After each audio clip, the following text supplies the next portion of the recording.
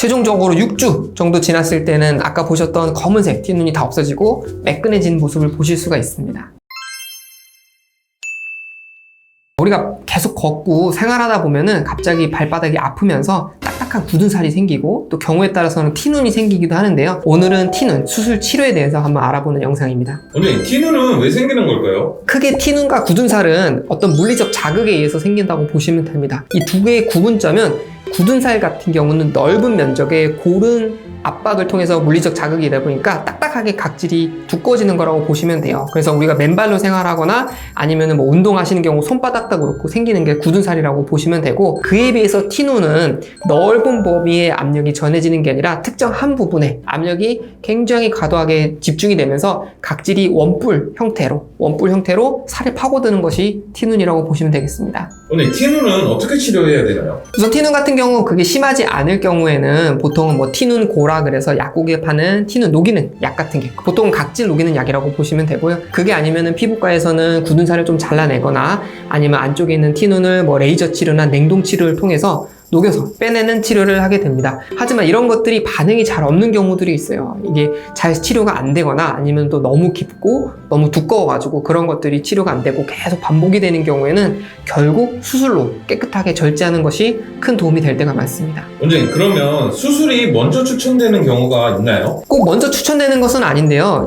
이제 티눈 같은 경우도 뭐 레이저나 이런 냉동 치료를 하기 전에 얕은 단계 있을 때는 수술이 먼저 훨씬 더 간단하게 끝나기도 합니다. 하지만 이런 것들이 너무 깊게 오랫동안 생겨 있었고 본인이 관리를 하기가 좀 힘들고 또 치료하고 나서도 계속 뭐 딱딱한 구두를 신어야 되거나 뭐 고무 장화 같은 작업화를 신어야 되는 경우들이 있다고 하면은, 그럴 경우에는 아무래도 이런 레이저나 냉동 치료 같은 경우는 치료 기간이 늘어나고 뭐 5회에서 10회 정도 해야 되기 때문에 내가 좀 빠른 시기에 해결하고 싶다, 그리고 통증이 너무 심할 경우에는 먼저 수술 치료가 추천이 될 수가 있습니다. 원장님, 그럼 수술 사례를 확인해 볼 수 있을까요? 먼저 티눈 같은 경우는 이제 크게 두 가지로 부위별로 구분할 수가 있는데요. 제일 흔한 건 이제 발바닥에 생기는 경우가 있고, 반대로 이제 우리가 하이힐 같은 딱딱한 구두를 신고 다니시는 여성분들 같은 경우 이제 발가락 사이에 생기는 경우가 있습니다. 두 가지 다 보여드릴 텐데요. 먼저 이제 발가락 사이에 보시면 이분 같은 경우는 가게에서 일하실 때 항상 이런 하이힐을 신고 다니시다 보니까 특히 이 발가락하고 발가락 사이에 닿는 부위가 있죠. 그 닿는 부위에 굳은 살이 생기는 경우가 있습니다. 이럴 경우 이제 오래 서 있을 수도 없고 계속 아프고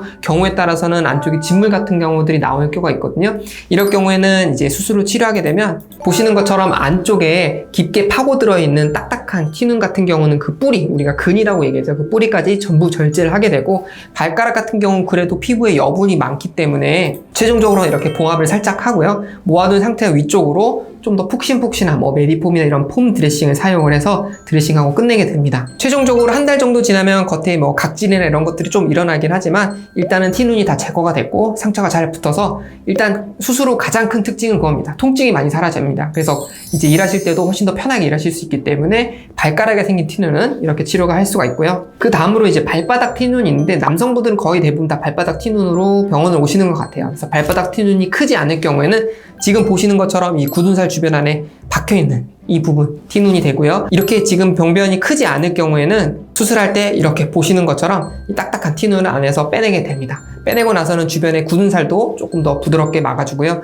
발바닥 같은 경우는 봉합하기가 어렵고 또 봉합했을 때 걷다가 금방금방 터지고 오히려 터지면서 피부가 더 벌어지는 경우도 있기 때문에 이 상태에서는 안쪽에 속살이 차오르게 냅두게 됩니다. 최종적으로 한 달 정도 지났을 때는 이제 티눈이 있는 부위가 다 아물었고 또 굽은 살 같은 경우 다 그대로 보존이 되어 있기 때문에 이제 통증 없이 지낼 수 있다라고 보시면 되겠습니다. 한편 티눈이 굉장히 심한 경우들도 있습니다. 이분 같은 경우는 이제 70대 어르신이었고 티눈 때문에 이제 계속 고생을 하시다가 티눈고도 매번 바르시고 했는데도 뭔가 계속 굳은 살만 생기고 각질은 녹았는데 티눈이 깊어지기만 하는 상황이었거든요. 그래서 결국에는 수술을 원하셔서 수술하러 오셨었고, 마찬가지로 수술할 때 이쪽은 좀 범위가 넓기 때문에 좀 깊게 파여있는 이제 티눈 뿌리가 보이실 거예요. 이 상태에서 다 아물게 하기 위해서는 안쪽에 속살이 차오르게 만드는데, 이렇게 깊은 티눈 같은 경우에는 속살이 차오르기까지 좀 시간이 걸립니다. 그 사이에 이제 본인이 발을 씻는다든지 샤워하신다든지 이런 것들 문제는 없지만 항상 지내실 때 이런 부분들이 다시 압력을 받지 않도록 푹신푹신한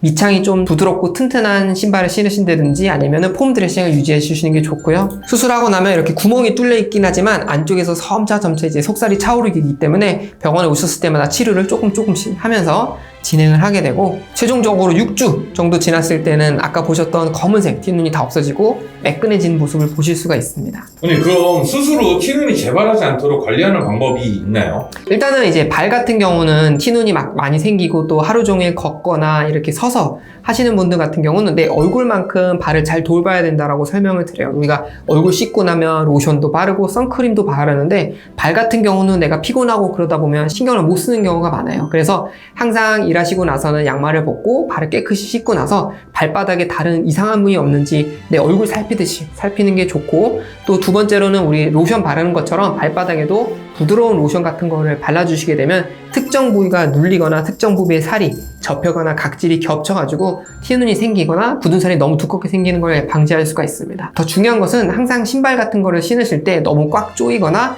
너무 타이트한 신발을 신기보다는 밑창이 조금 더 부드럽고 그 다음에 좀 넉넉한 신발을 신어서 어느 한쪽 부위에 압력이 가해지지 않도록 하는 것이 티눈을 재발하지 않도록 관리하는 방법이 되겠습니다.